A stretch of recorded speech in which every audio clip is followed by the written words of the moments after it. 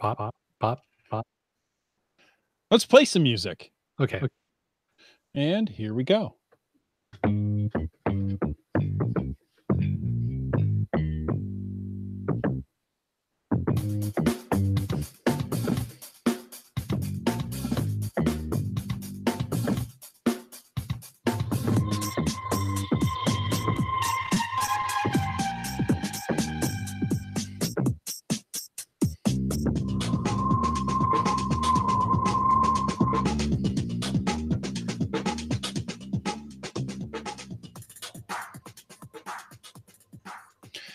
Thank you for joining us and welcome to Caching in the Northwest. It's the only podcast dedicated to geocaching in the great Pacific Northwest. We're going to talk about caches and cachers unique to this little corner of the continent. So while you're yelling at your Google Home, hey, Google! Be caching in the Northwest. That means it's time to bring in our obsequious orangutan. Some say he's an uncredited extra on the TV show The Office, and others say he is so sharp, his parents never let him play with balloons. All we know is he's called Land Monkey. It's me. I'm so glad to be back here. And not only am I back, I'm back with my buddy Jim, and I'm back with my buddy Chris. And you know, we got all three hosts on tonight. This is like a blue moon kind of occurrence lately on this podcast. So. Blue moon. Really happy to have you guys here, to be all together. Going to have a fun night. We're going to have an awesome, great podcast. Before we get into it, we want to have a quick reminder that we do also appreciate the support of our patrons who keep coming back every week and helping this podcast keep getting produced. And, you know, if you want to know more about supporting this show, click that Patreon link on the cachingnw.com website. This week, we are going to talk about the TriCities GeoCoin Challenge. We're going to recap some of our adventures. We're going to talk about some of the other stuff that's related to it and speculate and make up stories. I'll have to make up stories because sadly I couldn't join you, but I'm sure there's some great stories. And if you have great stories, well, throw some nuggets out in the chat, whether during the show or in the after show. We'll try to get to everything we can. We love your contributions. Nuggets like chicken or gold? Oh, now I'm hungry. Thanks so much. But before we dig into the TriCities GeoCoin Challenge, let's go. Let's glow, shall we? Let's go glow. For those of you joining us that are new to the podcast, the glow is the geocaching log of the week, GLOW. And we'd like to contribute those, read those out every week. If you've got some great ones, send them in, won't you please? This one comes to us from, who does it come from? Uncle Casher. Uncle Casher. Great. And the glow reads, greetings. I'm not from the Northwest, but I hope to visit in the future. And by all means, do come visit. I do enjoy your podcast. Thank you. And it was great to meet you at Gigastock. I was visiting Devil's Lake, Wisconsin last week and ran across the following log while posting my own log for GCZ56T Devil's Curse. Sounds dangerous. I have chills already. I know. It says, well, let's actually step back in time to before we started out for this one. We were on our way down from Devil's Lake, WGA State Park Series, on the trail that headed down along the cliff bottoms to the lake. We were about halfway down and we spotted something red up on the rocks at the base of the cliffs. It looked a lot like a human. Motionless, limp, slumped over a large boulder below the cliffs. We quickly pondered what to do and I yelled, "Hey!" To which I got no response. Kind of like the Google Home yell that Land Monkey did a few minutes ago. The three of us looked at each other, then said, "Let's go, boys." The adrenaline was starting to pump as we scrambled under logs and over boulders, getting closer. I was about halfway there and pulled out my phone to call 911. Canuter 125 headed out in front to be the first on scene. We were hollering at the body as we approached, and about 20 feet out, Canuter yelled some more as he saw a fly crawling over the dude's arm. His head slumped down out of sight. One last yell, and the guy woke up. I tell you, how many times is there a non-responsive body sprawled out on a boulder at the base of a cliff with a fly crawling over him that isn't hurt or dead? The guy mumbled, "This is my rock. and laid back down to sleep or whatever he was up to. That was not cool. So we decided to jog down along the tracks to burn off all the energy our bodies had conjured up after that ordeal. We enjoyed jogging the rails to see how many consecutive steps we could balance, then cut off toward the cache. We got up to GZ and started the search. This could maybe be nasty. I tell you, the sap all over things around here was nasty. It actually didn't take too long to find this one, given its logical spot and nice size. We signed our names and then headed down to the lake for a nice dip to cool off. Brisk, yes, but it was a nice swim for September. And as Chris of the NorthWest mentioned, that was contributed by Uncle Casher from Burlington, Kentucky. Wow, Burlington, Kentucky. We'll just assume that Burlington is in the northwest part of Kentucky, so he can. There you go. Yeah, it's northwest of somewhere. There's not a lot of Northwest Kentucky. That part of Kentucky just kind of doesn't exist. Yeah, well, it's northwest of somewhere. Exactly. Yeah, and he's a listener, and so we appreciate that. We appreciate that. So thank you, Uncle Casher. I love the line. How many times is there a non-responsive body sprawled out on a boulder at the base of a cliff with a fly crawling over him that isn't hurt or dead? One, I suppose. I could count on one hand. Yeah, definitely. Oh, it's one of those things I've never come across, and I don't necessarily want to. Yeah, I hope not to myself, actually. Yeah. Yeah, I sadly heard recently up here we had another incident where somebody came across a person deceased on an urban trail. Ooh. So it was kind of scary. But Yeah. yeah, so I mean, it happens. It does. What do? You do the right thing. You do like Uncle Casher and his friends did. You try and help. You get ready to call 911 and you wake somebody up from their nap, I guess. I guess, yeah. Or whatever. Or whatever. Yeah. Boy. Hey, folks, Uncle Casher found the cache he was looking for, but maybe you didn't find that cache you were looking for. Yes. Don't forget, we have a DNF Avengers contest. We have some great prizes we're going to give away next week. Now, next week is the last week you're going to be able to enter this. So make sure you enter the DNF Avengers contest. Right on. So how do you enter? Well, all you need to do is share your story of an avenged DNF using the hashtag DNF Avengers. Send it at CachingNW on Twitter. Email us at feedback@CachingNW. We will reshare your story. Tweet your story, or if you have, maybe you've done a blog post on your website about your DNF Avengers story, you can send us a link to that. Post your story on Facebook, tag us in that. Just some way, get out there, use that hashtag DNF Avengers. We want to hear about DNFs that you have avenged. That's right. And every entry is going to get a very special DNF Avengers badge for your geocaching profile.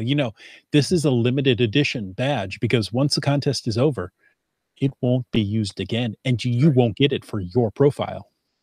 So some of you may even win some prizes. The rules are over at landmonkey.blogspot.ca. So head on over there. Tell us what you know. Rules? We don't need no stinking rule. Oh, wait. Where we're going, we don't need rules. I prefer to think of them as guidelines. There you go. Nice. All right. Well, do we have any news? Anything we want to talk about before we get into tonight's main topic? No. No? You're good? I don't think. Well, no. I don't know.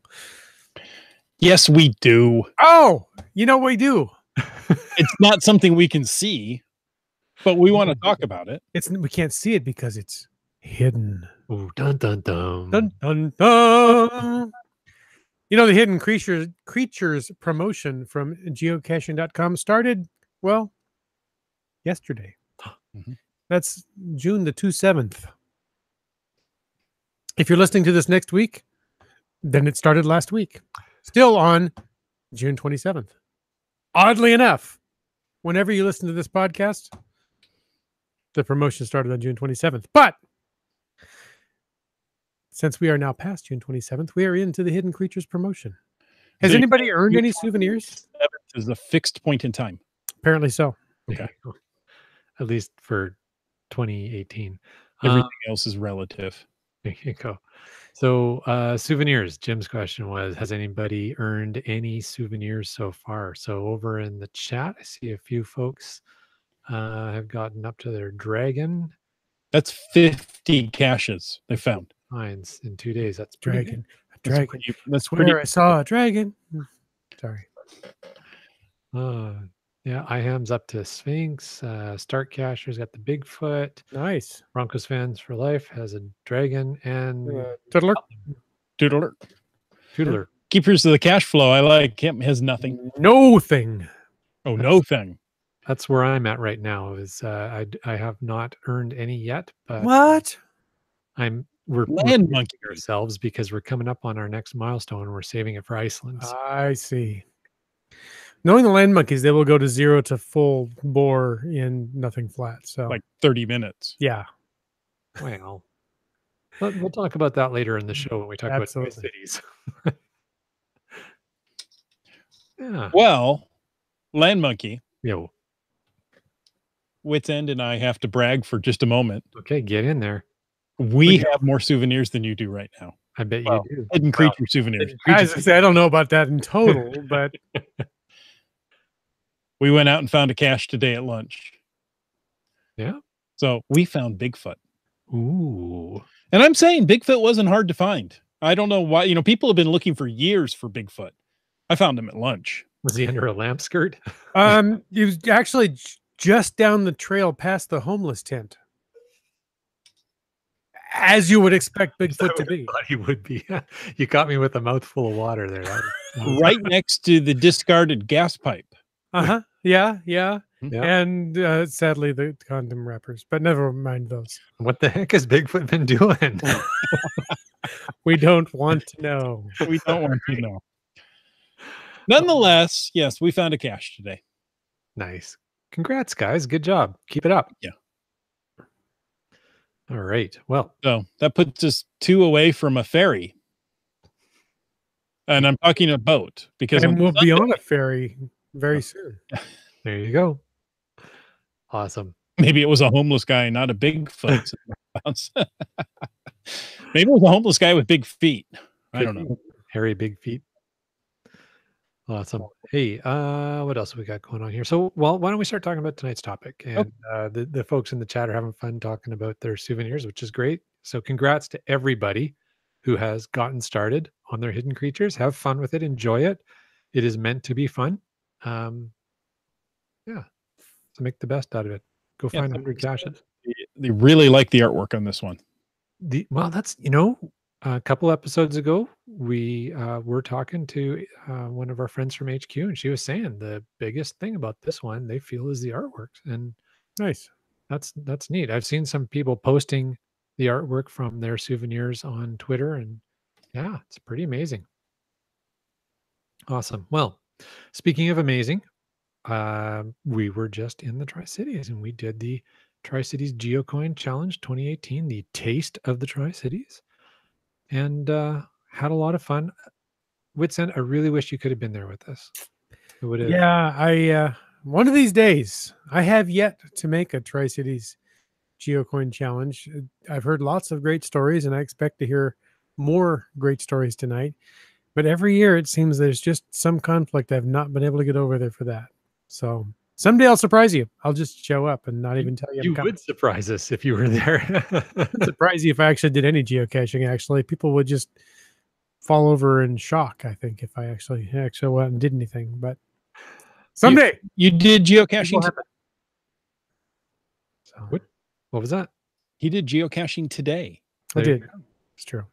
And I didn't even fall over. Now I tripped, Yeah. but I Yeah, didn't fall over. I'm on a streak now of one. Fun.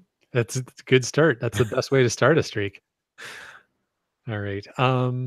Well, so maybe what we can do is if there is anybody listening to this podcast who isn't familiar with the Tri-Cities area, why don't we start off by just give a really brief description, guys, of where it is, kind of at a very high level, quick, what the Tri-Cities is. It's over there. It's over there. And actually, it's back down there. No, it's over there. No, it's over there. Uh, listen, Southeast corner of the state there you go. ish, right? I'd like to Ish, say where the kinda more Columbia central. River. Some people could say South Central. Yeah, South Central, I think. Yeah. Yeah. Pasco, Richland, Kennewick, And West Richland. and West Richland. So all four of the Tri-Cities. Exactly. We don't do math good. The Tri-Cities are really there because of the Hanford Nuclear Reservation. Big We old didn't mention Hanford. Mhm. We mentioned Richland, Pasco, Kennewick, and West Richland. We didn't mention Hanford. Well, because the town of Hanford was evacuated just around World War II, and they wanted to start doing the Manhattan Project to build the first atomic bomb. They determined that the city of Hanford was in the perfect location with the river and the desert and the nothing else around it part to start doing this. And they took the people of Hanford and said, guess what? We're buying you new houses in the town of Richland. Come on, let's move you. You know, I've only spent a little time in the Tri-Cities area, and the one thing I remember over there is that there's a whole lot of the nothing else around it. That's pretty prevalent in the Tri-Cities, actually. Yeah. If you count tumbleweeds, you'd have a good time. Yeah. There are a lot of tumbleweeds to count, but there's not a lot else. Well, I would say from our recent trip, that Mulder Clan and Casemond, caching friends of mine, are really good at counting tumbleweeds. So they Cool. got some practice. Good. I happened to live in the Tri-Cities for 3 years, I believe. And, I really enjoyed my time there. It's a nice little town. You get a lot of engineers and scientists from the site that live in that area. So it's very different feel. There's not a lot of homeless because, well, why would they want to be there? It'd be a rough place to be. Go a long way to get there. So it tends to be an upscale town, unfortunately, out there in the middle of nowhere, just because you've got the scientists and the engineers who, make a decent wage. So everything costs a little more to live there. But spud nuts were still quite reasonable price. Yeah. Spud nuts were good. I was impressed. Cool. Thank you, Chris of the Northwest, for introducing me to spud nuts. You're welcome. So, Wits End, what do you think of when we say Tri-Cities? Tri-Cities, I think of Bombing Range Road. Oh, I love Bombing Range Road. Yeah. There actually is a Bombing Range Road in the Tri-Cities. Yes, This there was is. the first year that we didn't end up driving down Bombing Range Road to find one of the caches. Yeah. There's none down that way this year. Chris has a T-shirt from the Richland Bombers. Mm-hmm. Yeah. Mushroom Cloud. I don't know very many Should have worn it tonight. teams or organizations whose mascot is a mushroom cloud. That's rather unique, actually. It kind of is, isn't it? Yeah. I'll give you the story in the after show. Yeah. I think of Tri-Cities. I think of visiting you when you lived there.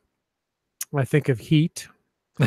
And I think of GeoCoin challenges that I've sadly not been able to participate in. Well, that's true. Well, one of the other things to think of, we mentioned spud nuts earlier, and Keats in the chat here has asked, what are spud nuts? And it's not sput nuts, it's spud with a D nuts. They're donuts made from potato flour, if I'm not mistaken. Yes. Nice. Yeah. Spud would be potato, yeah. Mm-hmm. And they've been there all the years that I've known the Tri-Cities. I don't know how many years old they are, but when I was there, people had to try, you had to have spud nuts. Okay. Yeah. And so people would come to work with a box of spud nuts, and there you go. Yeah, they were good. I mean, they're like I guess like when you did the Butler County donut tour, it's like that kind of quality of boutique donut, I guess you would say. And I definitely noticed when we spent a lot of time on this trip driving on the outskirts and the farmlands.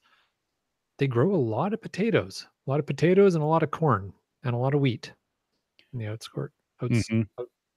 outer parts.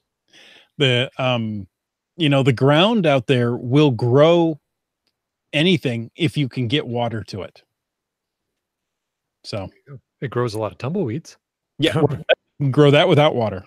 Comment in the chat says Ireland meets Timmy's. Yeah, perfect. Yeah.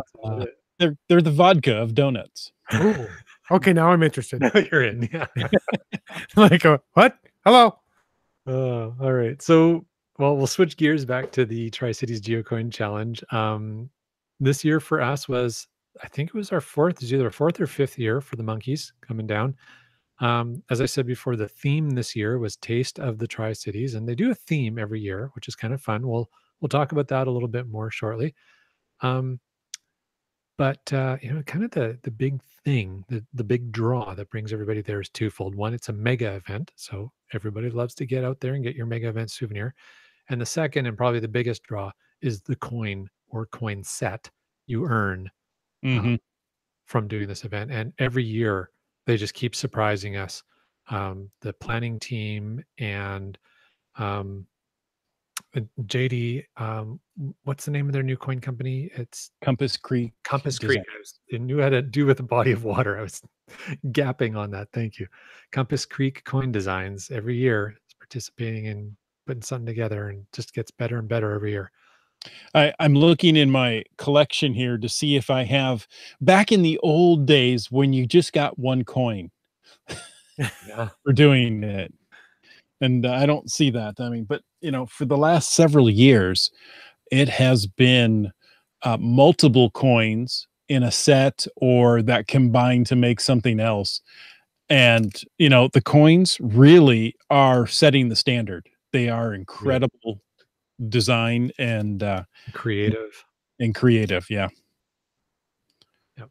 All right. So one of the other things we did when we were down there is Chris and I got to sit down with Jen, and the leader of the organization of the event, and got to have a little exclusive chat with her about this year and next year. Nice. So let's go ahead and listen to that, because you're tired of listening to us already. Doesn't take long. I know. Well, here we are after a beautiful day in the Tri-Cities. We have Jen with us. And Jen, thank you so much for the 2018 GeoCoin Challenge here in the Tri-Cities. We really appreciate it. I mean, all the caches were unique and inventive. And to say thank you. My pleasure. A lot of fun. Amazing volunteers that did an amazing job out there.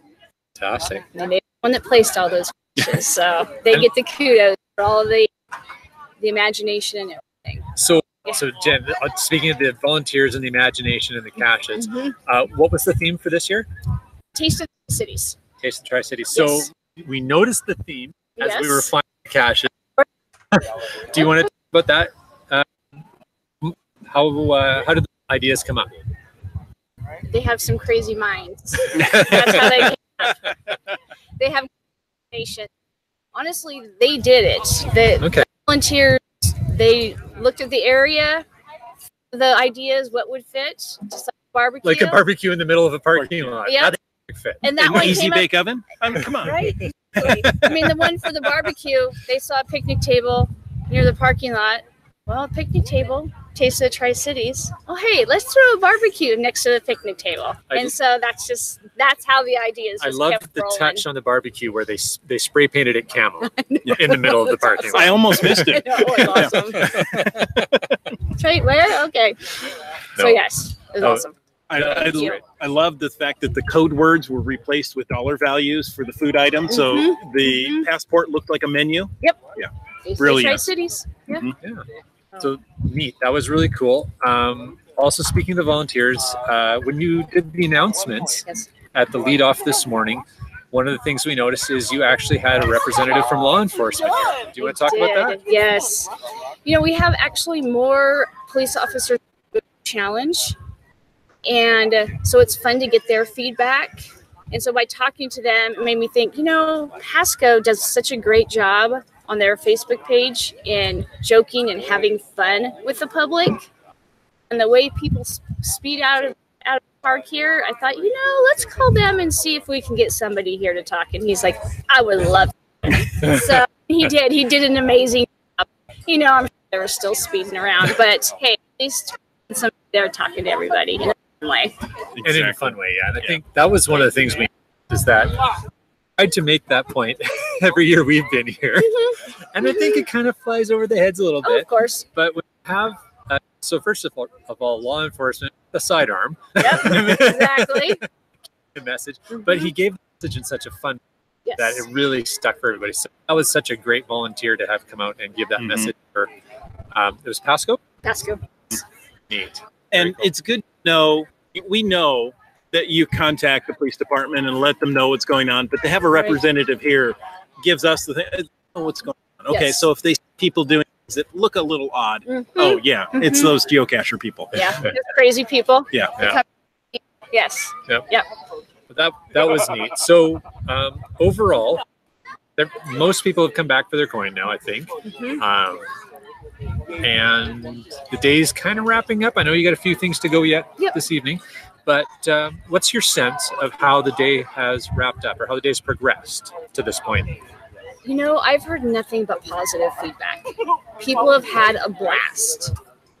You know, there's always something that goes wrong in events, but for all in all, to see everybody coming back happy, they've enjoyed themselves, got to get a taste of the Tri-Cities.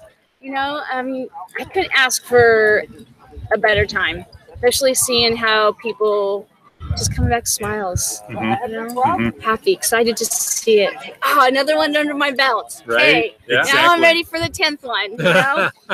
So. Exactly. Well, as an attender and a cashier, I didn't see any problems. So I have to say, from my point of view, it went off without a hitch. Yeah, I mean, a few maybe minor bumps for us, but it's all in the way of geocaching and having organized an event not anywhere near this size.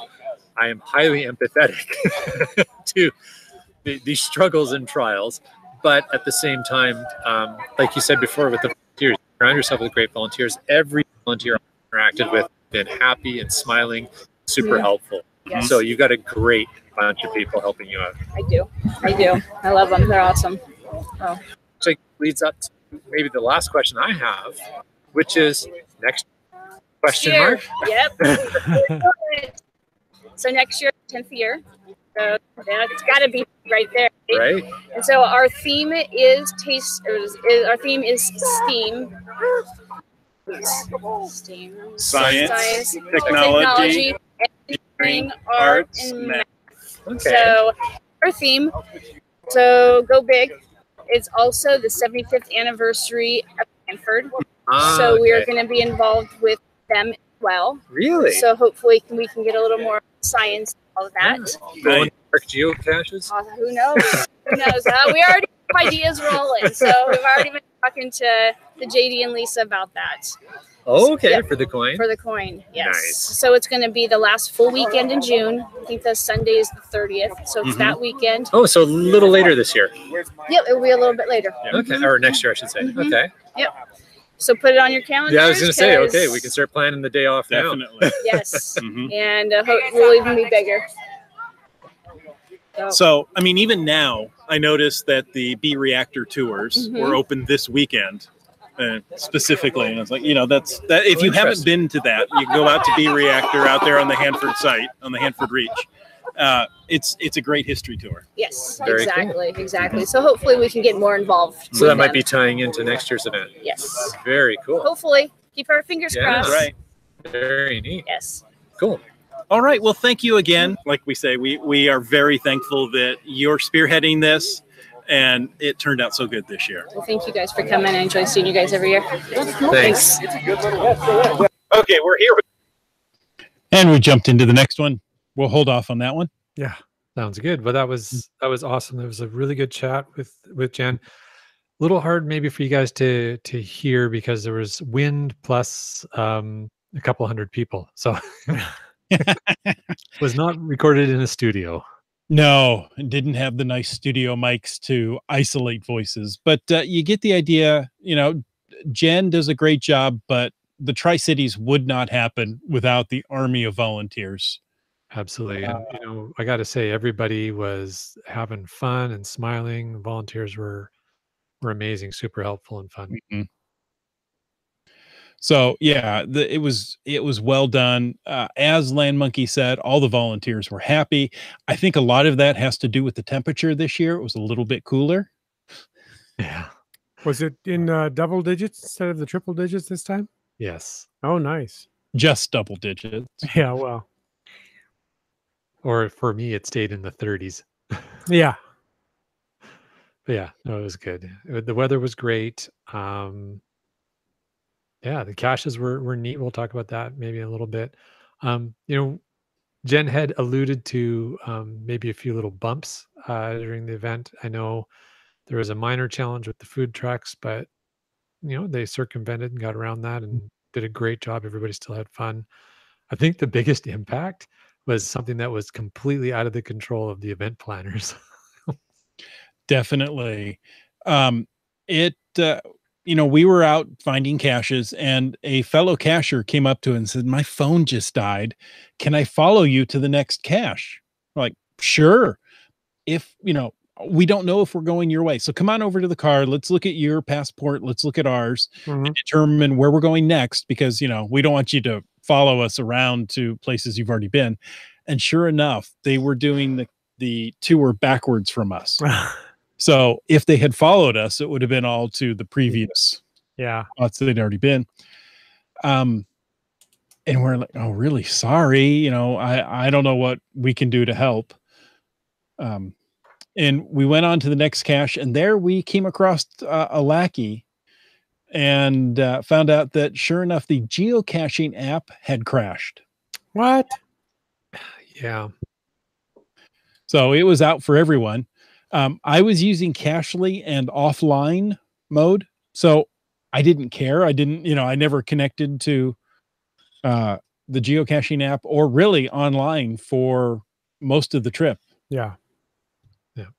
We were caching by GPSR, so it wasn't an issue for us. But there were a few minor glitches with getting the caches loaded onto the GPSR first thing in the morning for us, but we got through it, and with the teamwork, we got it done. So that worked well. But yeah, Scott, Scott in the chat, GSMX2, it's OMG, the app crashed. That's really too bad. It was. There's a lot of people who got hosed over. Although I did think what was funny. Now those people who ended up with challenges, it was only down for like an hour, I think, and then it was back. Yeah. It wasn't down that long, but it was enough that frustrating. It was If you didn't save them all and you were working online, because, well, why not? That's now. Yeah. There you go. Lesson learned. Always cache offline. But when you have 700 people hitting the same servers trying to get caching coordinates or a list of caches from the geocaching website, it creates a little bit of problem. Well, okay, yes and no. I mean, it's not like it's the only time there's been 700 people hitting their servers, right? I mean, you get some weekends like when they start some of their promotions and such, you get quite a heavy hit. So I wouldn't say that it was necessarily load, I don't think. But it's it is unfortunate, but fortunately people were able to work through it. The funniest part of that particular situation I found was when we did bump into the lackey and they acknowledged that they were aware of the problem and that their colleagues were in the office working on it immediately, which was good news. But their first comment was, "It wasn't me." So it wasn't me, and I have witnesses. But yeah. On the positive side, one of the things we definitely enjoyed were the social aspects of a mega event. Yeah. Got to talk with lots of our caching friends. Some of our, a lot of familiar faces, our old caching friends, and met a few new folks while we were out on the run, but also back at the event itself. Folks that I was talking with: Three Hams, Brylang, Casemon, Mulder Clan, Baja Betty and Rust Picker, Rock Chalk and Mrs. Rock Chalk, Kid Vegas 19, Lookout Lisa, Jen, of course. Hiking Seal from Utah was there. Chatted with her. Billy Robson from Calgary. And of course, well, our friends from Team Squirrel. You know what? Billy Robson, that's the only place I see him is the He's there every year. Cities GeoCoin event. But we got an opportunity to sit down with Broncos Fan for Life and Sprouter and ask them about the GeoCoin challenge, because they seem to do it in 15 minutes flat. I don't know how they do it, but like I said, we had a chance to talk with them, so let's go listen to that audio. Okay, we're here with Broncos Fan for Life and Sprouter, and we just completed the TriCities GeoCoin Challenge 2018. Guys, give me your impression. What do you think? I had a great time this year. I thought the theme was fun. They maintained it throughout all the caches. We found a refrigerator in the middle of the desert. There was no cold drinks in it. That was disappointing. But we had a good time. It worked for Indiana Jones to be in a refrigerator, but that's different. Also in the desert. Yeah, exactly. So the passport this year looked like a menu, and instead of code words, there were prices. Yes, Correct. I we thought had a that was game with brilliant. that. We had a game going. Oh, what was the game? Try to guess Just the the price before we got to it. based on what the food was. Nice. How often did you get it? We got sucked. 0. How often were you close? We were close a couple times. Handful of times. Okay. The problem was like The scents keep throwing you. Gouda mac and cheese, right? That's an adult mac and cheese, an expensive dish, right? Right. Like $10. But it was like $4. $4.50. Yeah, it must have been the kids' version. Yeah, it must have been. Or what we've learned is that if you want to go out for a nice dinner, drive down to the Tri-Cities. Exactly. True. You can get Gouda mac and cheese at $4.50 somewhere in the Tri-Cities. Let me know.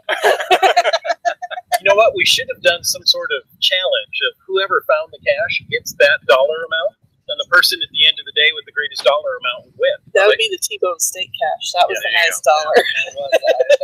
Yeah, there was a point where prices $21.99 were really starting to climb quickly the way we did it. I thought, I can't afford I to think keep we doing started this. with the desserts first, Desserts first. and then we went to the appetizers. then Because the main life is dish. short. Yes. Start with dessert. That's right. Yes.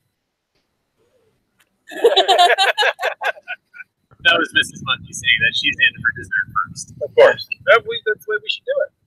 Yeah. So,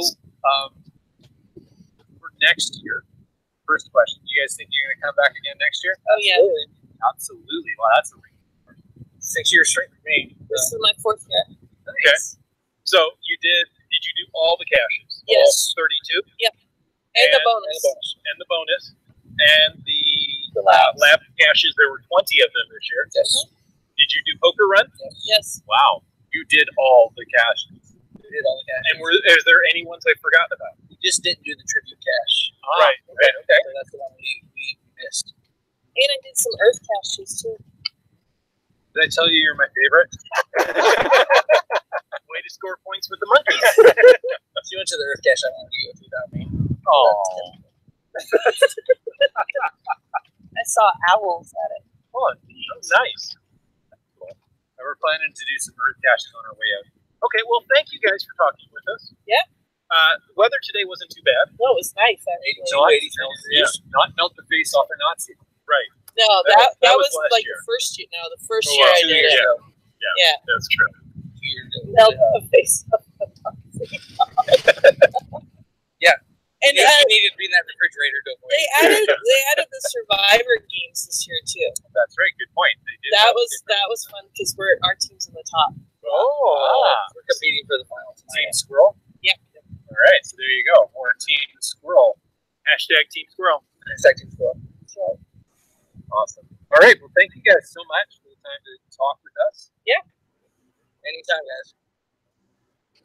Always good to talk with Team Squirrel.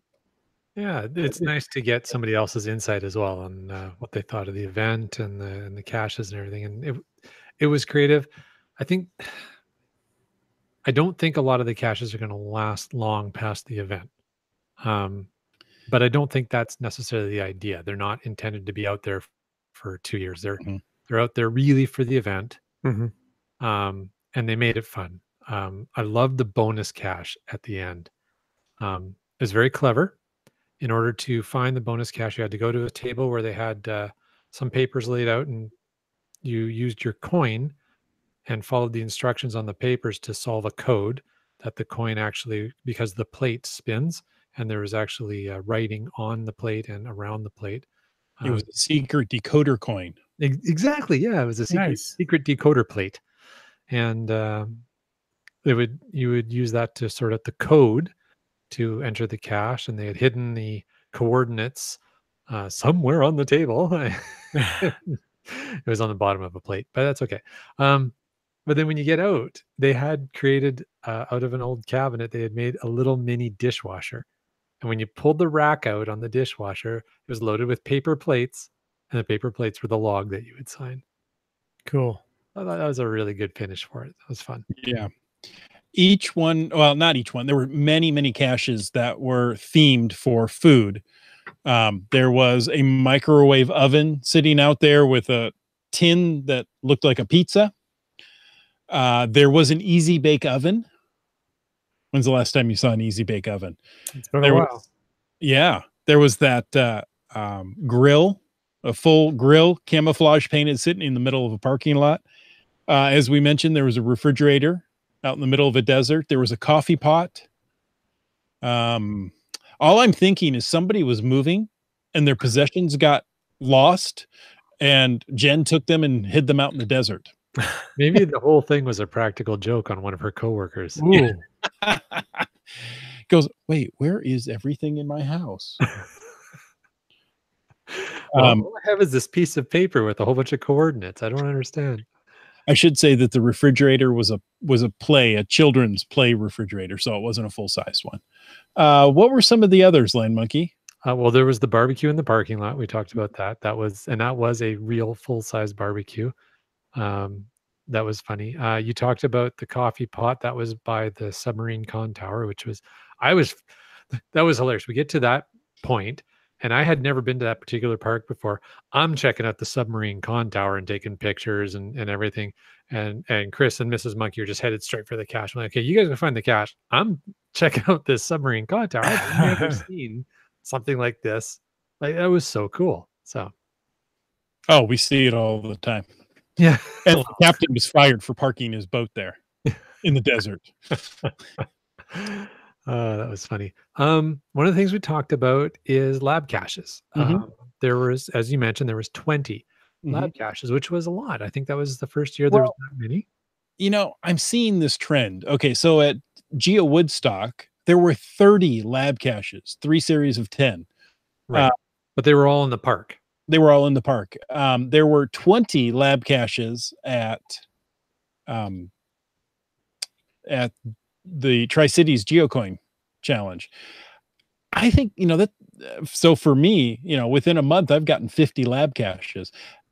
Is that too many lab caches? Should they be limited to 10 or 5, or what's the right number for lab caches? So I'm going to ask a question. Does it matter? Like, is there any rule you have to find all the lab caches? No.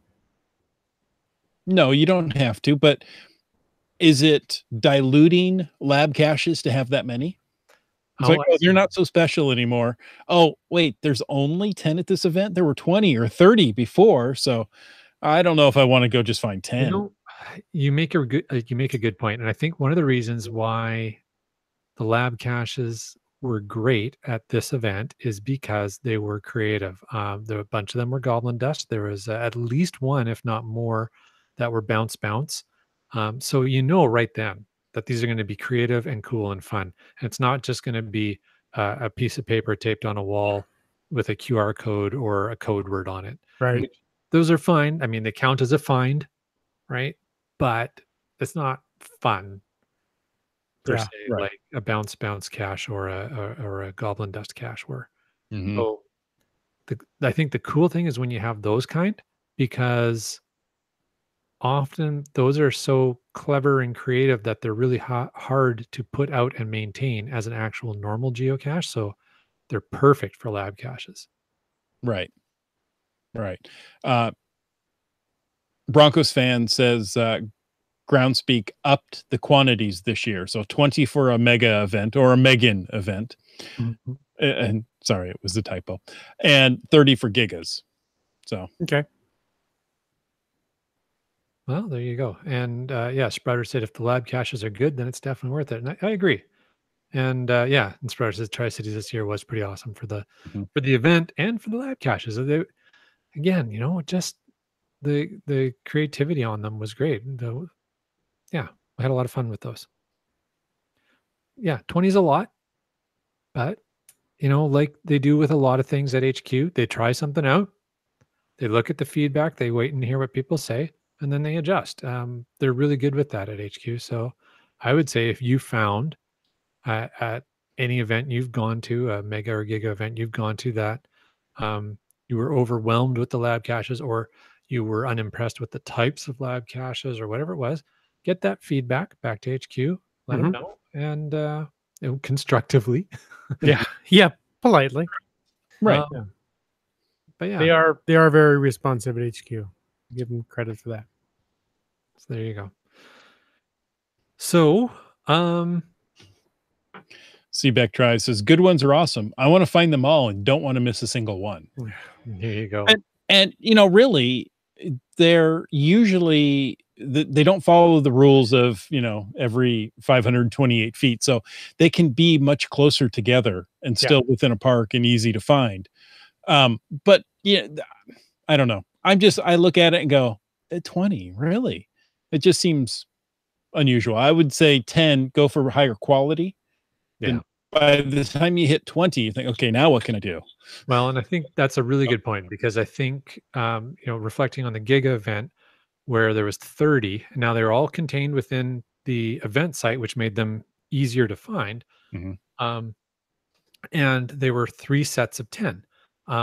The gadget type ones were awesome. Everyone was a little bit different. They were all creative, and I enjoyed those.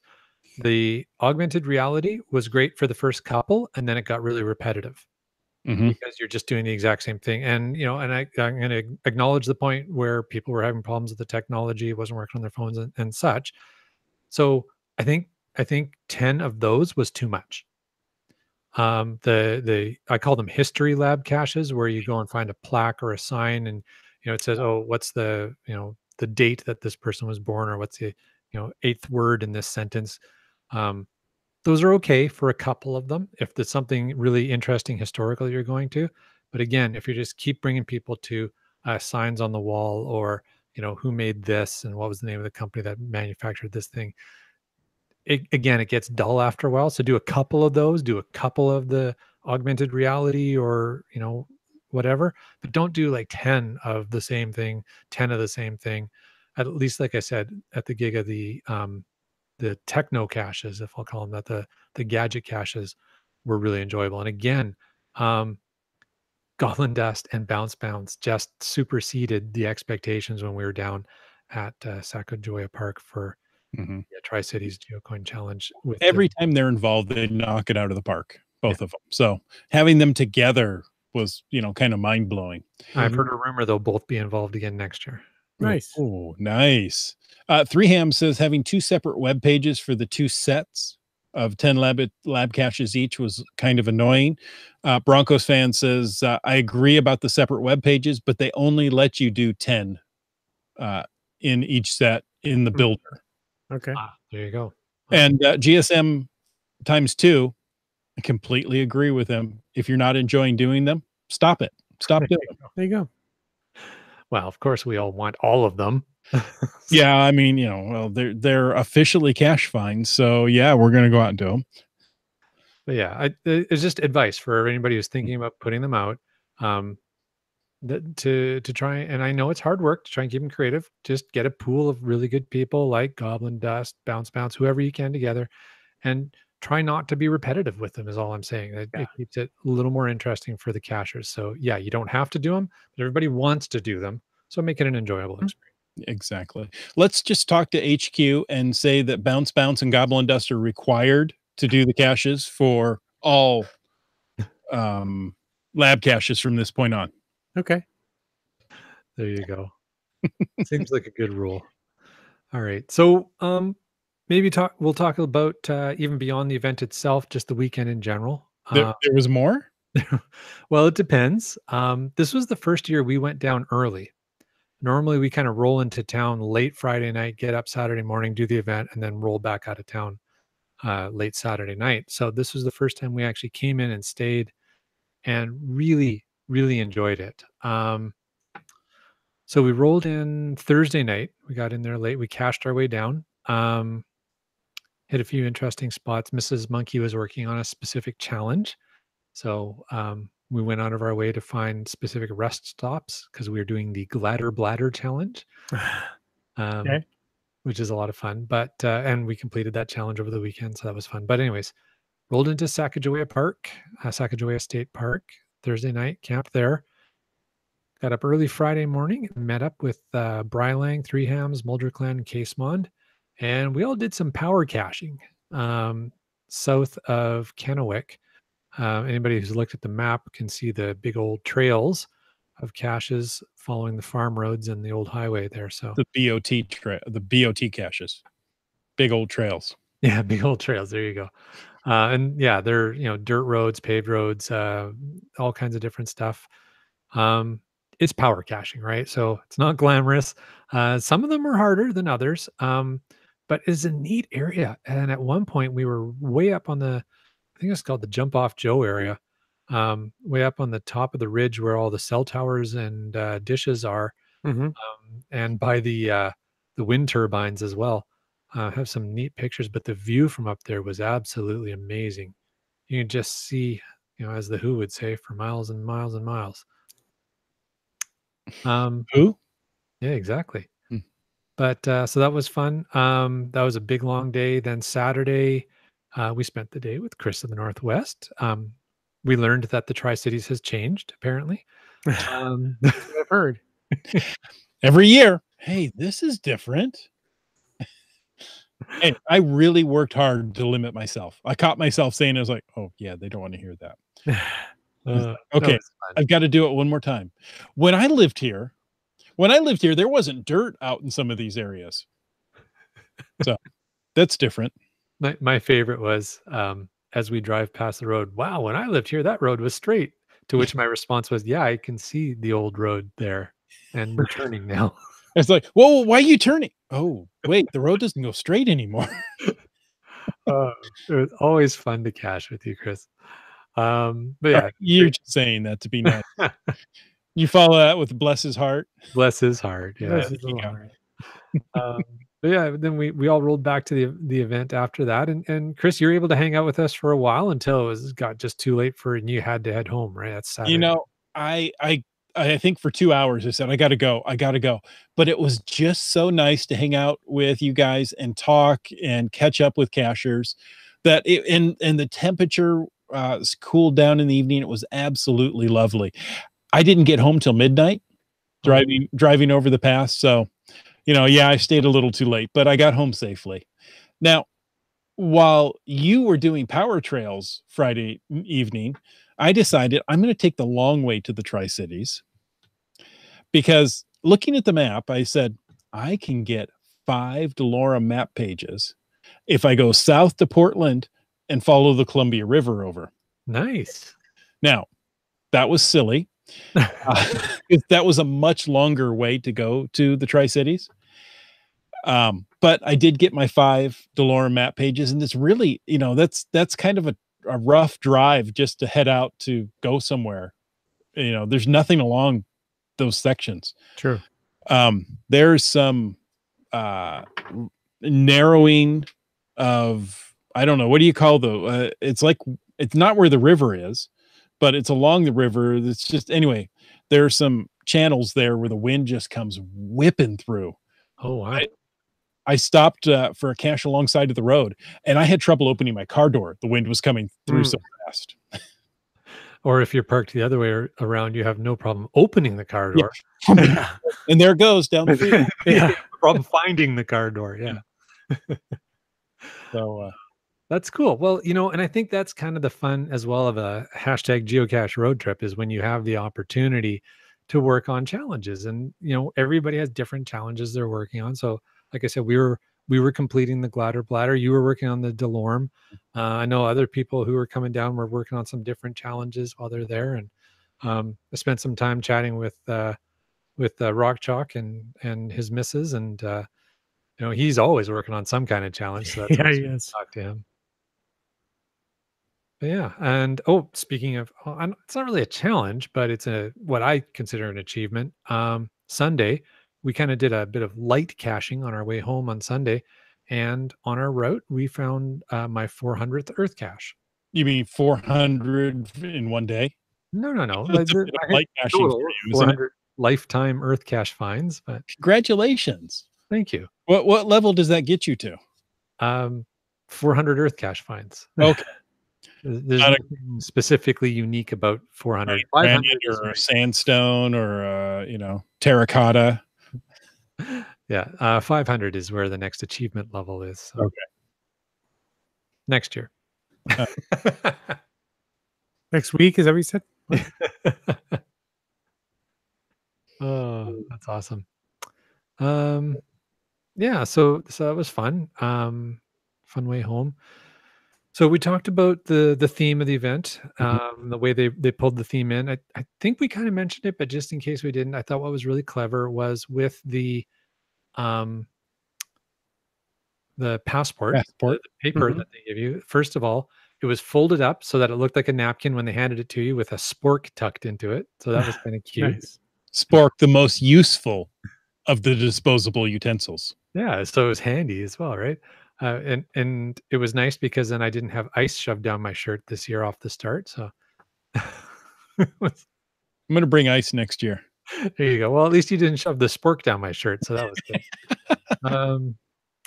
So that was funny. But yeah, and then when you unfold it, so they origamied that together. When you unfold it and you open it up, what they did, and it was alluded to in some of the interviews, but they did it's the code words in the caches were prices for the various food items. So every cache was named after a food item, and your code word was the price for that. And as Team Squirrel said in the interview earlier, that they made a little game out of it, guess the price. So. And each city had a category of food. Yes. I don't remember which one it is, but you had appetizers, you had side dishes, you had entrees, and you had dessert. And each city, had one of those themes. Mm-hmm. I remember the barbecue grill. The barbecue grill was hot fudge sundae. Oh. Yeah, so they didn't always line up with. Line up. Why didn't? Sounds delicious. Barbecued Sunday. There you go. It's like baked Alaska. Yeah. Mm-hmm.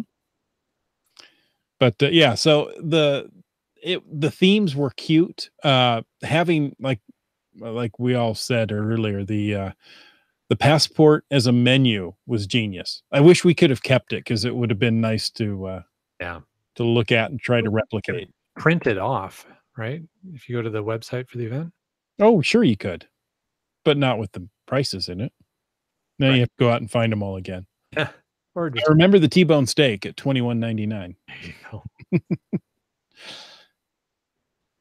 So next year, as Jen had said in the interview, STEAM. Science, technology, engineering, arts, and math. Mm-hmm. And, there's a lot of smart scientific people out in the Tri-Cities because of the Hanford nuclear site. You get a lot of engineers, you get a lot of scientists. So they've got an incredible resource to tap into. Yeah, absolutely. Yeah, I had a thought about that. Oh, the GeoCoin. Any ideas of what it might look like? Any speculation on what they might do? Do you think they'll do cooling towers for the Hanford? I was wondering if the coin and the coin was a little bit steampunk this year. It was. The utensils, the stylized utensils, they looked stylized utensils. Yeah, were actually tools of the trade. I didn't get that right away. They look like Doctor Who sonic screwdrivers to me. That's the first thing I got.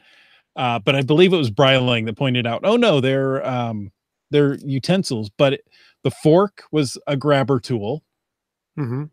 The knife was a pen, but an old style pen, a fountain pen. Yeah. And the spoon was a extendable mirror. Cool. There you go.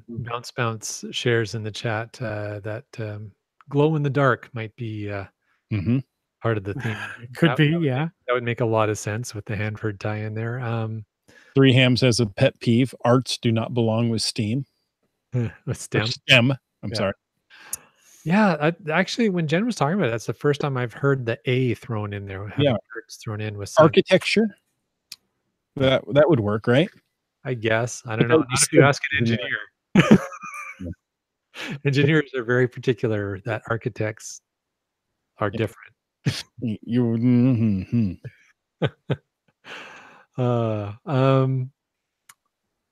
I'm a fan myself, but Three Hymns and I will have to disagree on that. I like including arts and it. I think it's a well-rounded person that way. But it's kind of the Renaissance man approach to things. Yeah. Very cool. I think the next year, if we're going to go Steam, I think we can just add to it and make it steampunk. Well, and that's what I was going with. Yeah. And I would love steampunk gadget caches. That would be cool. Ooh. Crank, light bulbs light up and bring your own coal. Well, you don't need to do that, but have mechanics and electronics tied in together for the caches, at least the lab caches. Yeah. So there you go, Goblin Dust and Bounce. I'm throwing the challenge out.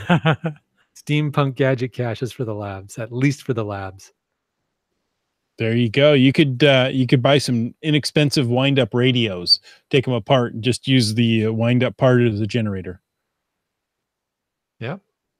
There you go. I don't know. I have some wind-up flashlights.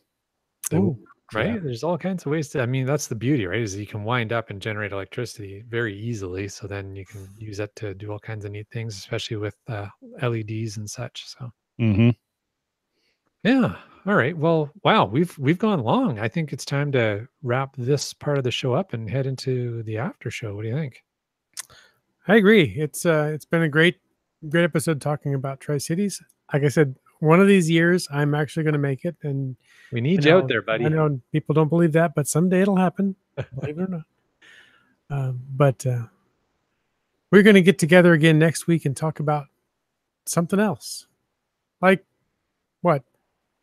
Geo tours. Ooh, sounds like fun.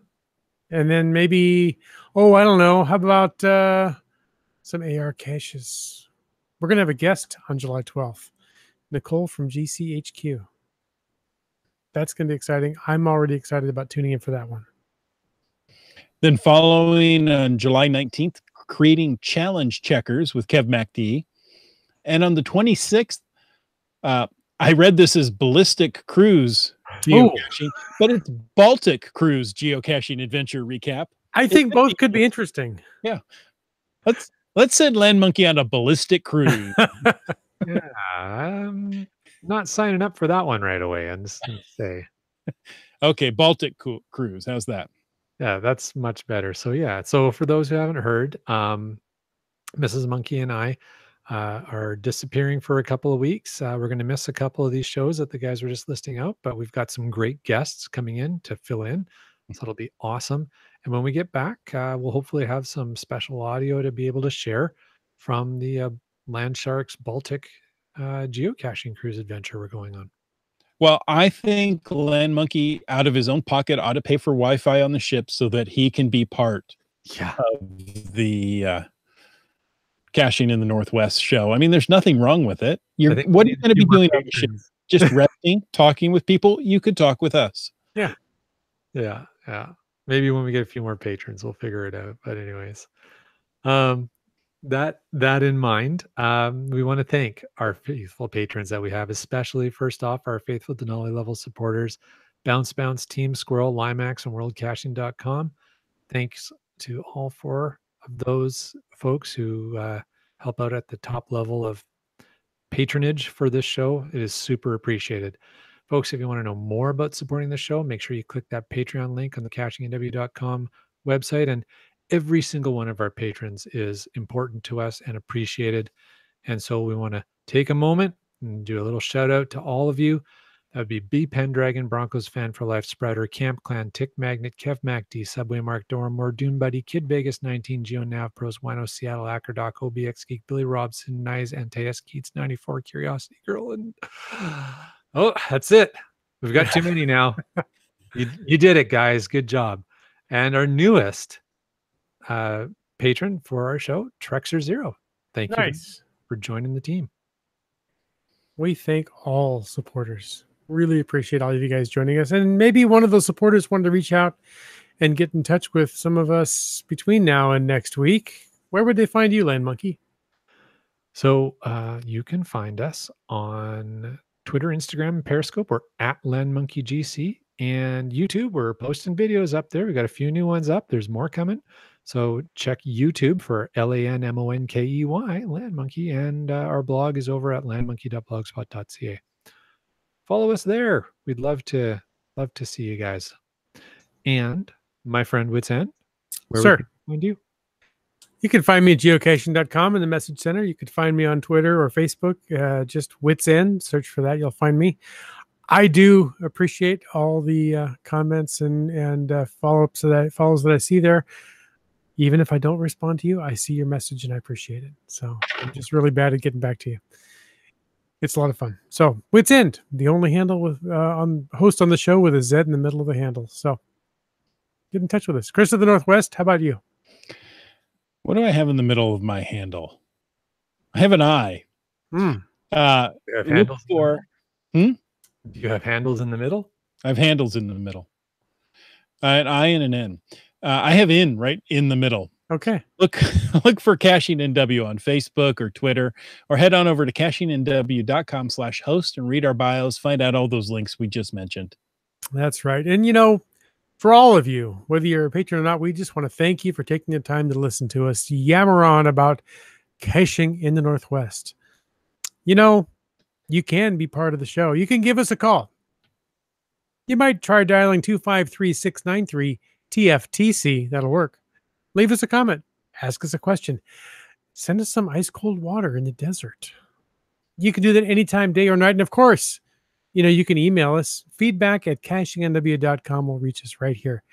Your support helps to keep quality shows coming. If you like the show, please click the Patreon link over on the cashingnw.com website and subscribe on iTunes, Google Play, Stitcher, or whatever your favorite podcast program might be. This show is produced by Chris Umfenauer and Jay Kennedy. It's hosted by Chris J. and some poser. The show is licensed under Creative Commons Attribution 3.0 license, copyright 2018 by Chris Umfenauer. And stay tuned. We're going to keep yammering on something we call the After Show. There you go. Nice. Hey, folks, if you're new, the After Show is just a time where, as Wits End says, we yammer on. We talk about things that we didn't cover during the main show, perhaps some spin-off topics or some tangent ideas. If you want to talk about something in the After Show, just pop into our chat, use the hashtag FATAS for the After Show, and we'll talk about it then. Well, folks, to start off with, I am hosting an event this Sunday on Vashon. Ooh. On Vashon Island. If you go to GC7, I'm suddenly forgot, 7 Romeo 92 Papa, you can look into the event, get to the point. The special thing about this event on Vashon, on that day, on that island, it's a big island, but it's small in the schemes of things. You'll be able to get 6 icons in a day. Oh, that's an event. There will be a new virtual cache released then. There's an Earth cache right there from Oh Joy, so we know it's a good one. Yeah. And of course, traditionals, a mystery, and a multi right there on the island. Wow. I'm trying to think of the last time that Chris in the Northwest hosted an event. Wow. Hmm. Your words hurt. No, I'm being legitimately serious. I can't remember the last event that you hosted. Let's see. I hosted a birthday party. Yeah. Yeah, that's what I got. That might have been it. Hold on. Let me go look at my hides. Right? Because there was Jim's birthday. Oh, I came there down. was the hike to Monte Cristo. There you go. Okay. Yeah. There was a podcast meet and greet. There was Wits End's birthday. Yep. And that's it. Okay. So that's not bad. 3. Yeah, this is my 4th. I might get this one right.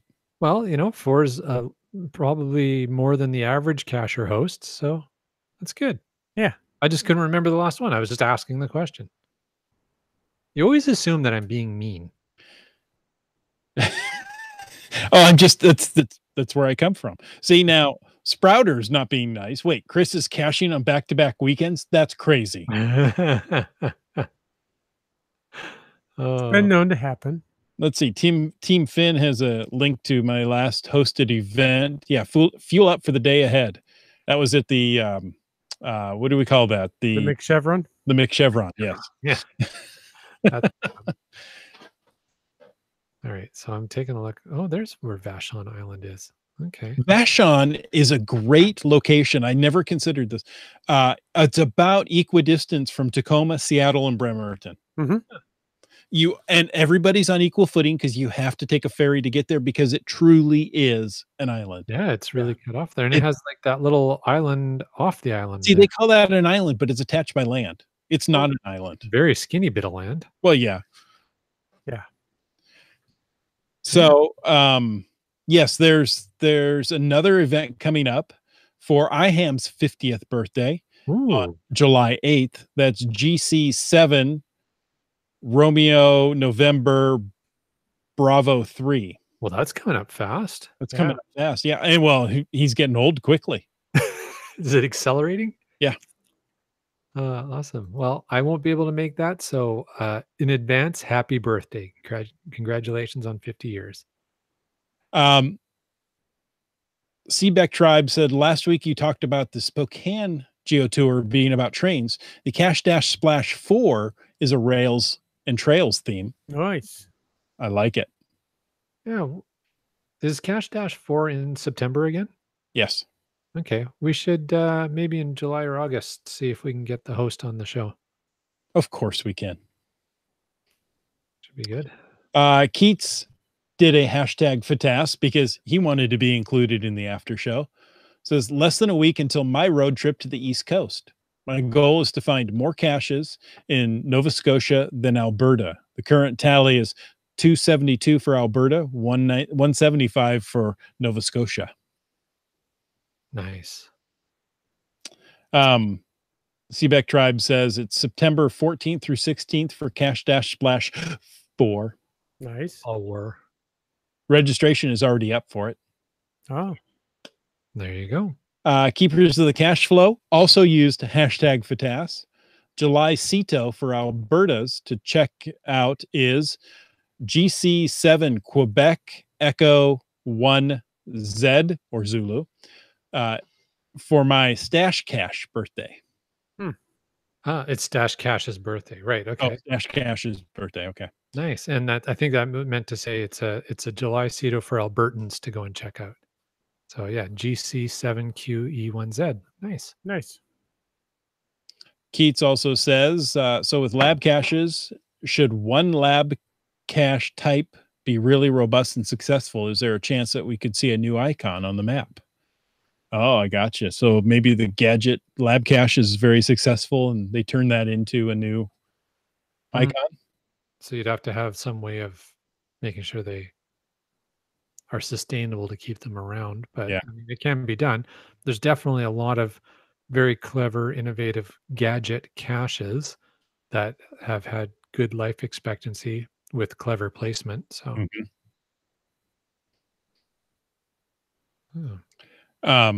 yeah. So he goes on to say, by lab caches, does that mean we should expect GCHQ is working on a new geocache type to be put onto the map? You know, they are reticent to add icons willy-nilly. So that was always the original premise, though, when they introduced lab caches, was it's a way they can try out different ideas and different concepts, see if they fly, see how people respond to them. So lab caches were intended always to be like a lab, right? Like we're going to try out some different ideas for caches. In Mhm. this thing called a lab cache. You get fines for them, so that's great. But that's where I was saying, like, HQ actually does really want feedback on lab caches from people because that's the premise. So, for example, AR caches were first tested out as lab caches. Well, now they're going to do a what was it, 2-3 month trial run on AR puzzle caches, and then, Is that accounts receiving? yeah, no, it's pirate. Our caches. Arr. Gotcha. yeah. The young member of Team Finn just finished the school year. That means there'll be a part 2 to this coming. And he links to a geocache. Are you smarter than a 7th grader? That's GC 768 Romeo X-ray. There you go. I can save you the trouble right now and just say no. There's some serious math here. What's the slope of a line in this equation? What is B in this value of this quadratic? Mm-hmm. Solve. Let Z be Z. Yeah, just let it be. Yeah. Find the vertex of this quadratic. What's the X value of the vertex? Actually, you should let Z be Z. I'd be Oh. much happier with that. Okay. So yeah, if you're good at quadratic equations, you're going to be fine. I was. Yeah, exactly. And I had to know them for that 3 months, and then I let it go because I don't use them anymore. Yeah, that part of the brain went yoink. Yeah. Well, I also have in the after show that I'm supposed to talk about the history of the bombers. Should we talk about it quickly and then be done with the show? Get in there, bro. Sure. So let me take you back to World War II. It's a warm summer's evening. Oh, In the Acropolis. yeah. Thanks, Sheldon. So in World War II, the people who lived in Richland, that became the town, the Richland bombers there, they worked at the site. They worked and did other things. They decided that the entire town gave 1 day's salary, and that 1 day's salary could actually buy a bomber for the war effort. So they bought I want to say it was a B-24 bomber for, the town donated 1 day of salary to the war effort and bought a B-24 bomber. That's really kind of cool. A whole town gets together, and we saw that during World War II. We don't see that kind of civic spirit much anymore. Yeah. Unless there's a GeoCoin involved. Yeah. Then we're all for That's it. different. Yeah. Well, there you go. That's an interesting little story. That's it. But the Richland bombers, see if I can pull up a picture. I should have worn my t-shirt. I should have worn it over the weekend.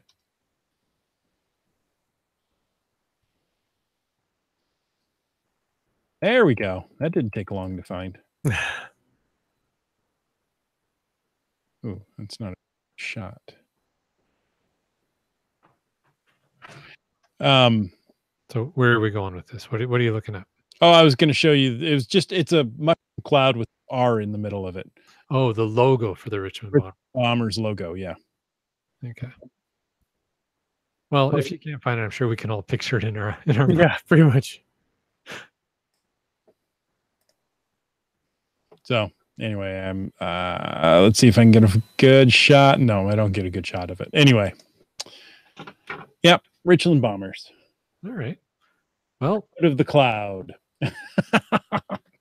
Nice. Well, what do you figure? We can wrap it up for the night. It's going on 10:30 almost. I know. How do you do this? It's because the three of us are together. We haven't talked for so long. Oh yeah. Hey folks, thank you so much for sticking with us on this long episode of Caching in the Northwest. We really do appreciate each and every one of you. And until next week, be like me and get out and get caching in the Northwest.